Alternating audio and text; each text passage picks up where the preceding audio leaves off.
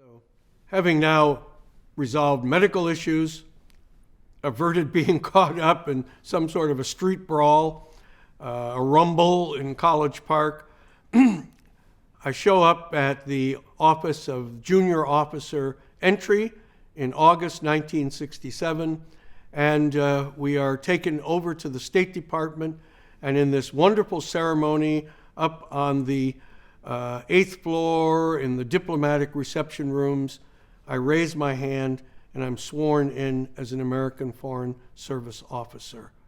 What a transitioning moment it was in my life. Kid from Dubuque, going to become an American diplomat, and I really was surrounded by all sorts of individuals from Harvard and Princeton and Yale and the Georgetown School of Foreign Service and Johns Hopkins. Amazingly, there was also one other graduate of Loras College in the class, and who I hadn't known before. But we then had 6 weeks of training. It's called the A100 class. Ours was the 80th class ever to be accepted into the Foreign Service.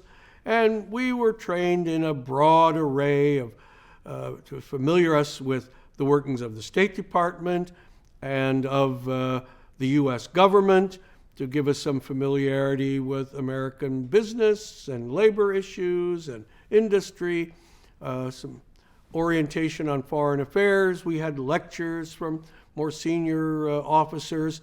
And at the end of the 6 weeks, we would have a graduation ceremony at which we would receive our initial assignment.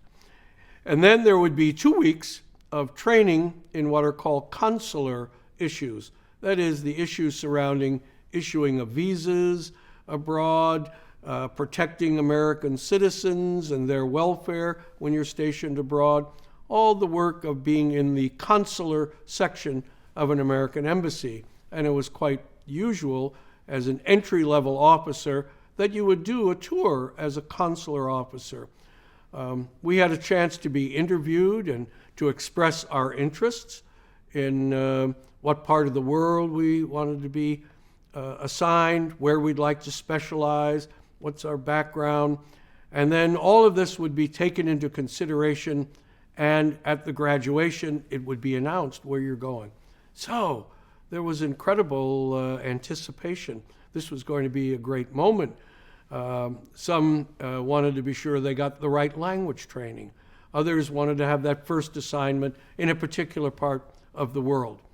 And then about halfway through, we began to hear a little bit about something called the Pacification Program in Vietnam as part of the war. Remember, the Vietnam War is going on, 1967, close to 500,000 American military personnel in Vietnam. The war's on TV every night, but none of us ever thought about Vietnam or going to the war zone as being anything to do with the Foreign Service.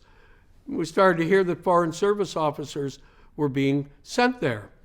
And indeed, if you were single, male, under the age of 26, which was the end of your draft eligibility, not married, and never been in the military, there was a very good chance that you were going to be assigned to Vietnam.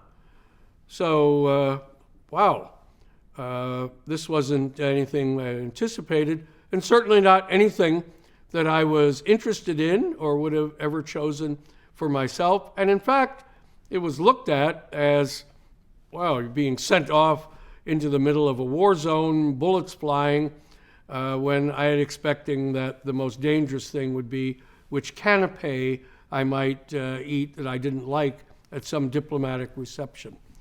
And so we got down to that final day, the graduation ceremony, and we were called up alphabetically.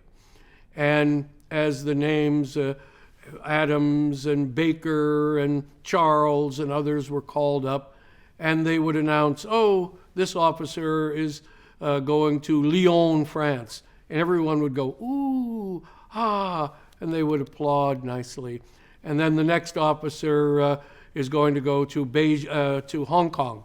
Oh, everyone, oh, that's just what he wanted. He wanted to learn Chinese. And she's going to Malaysia. Oh, isn't that great? They have a good program there. Theodore Roosevelt IV was in our class, to give you an idea of some of the pedigrees that were there. He was going to Ouagadougou in Africa, but he was going to get the French language training he wanted, and it was kind of an adventure that the Theodore Roosevelts always wanted to take on. And then they got to the Q's, Quinn, and I heard my name called, and then I hear the Civil Operations and Revolutionary Development Support Program, Vietnam. And as I walk up to get my packet with my orders in it, you don't hear, ooh, ah, you hear, oh, oh, and nobody clapped. And as I walked back, people averted their eyes, didn't look at me, looked away. They had frowns on their faces, feeling so sorry for me. There were 5 others who got a Vietnam assignment. And afterwards, we went down to a bar called the Pall Mall in Georgetown. And we're sitting around. There are 5 of us. There's the several young women who were in our office with us.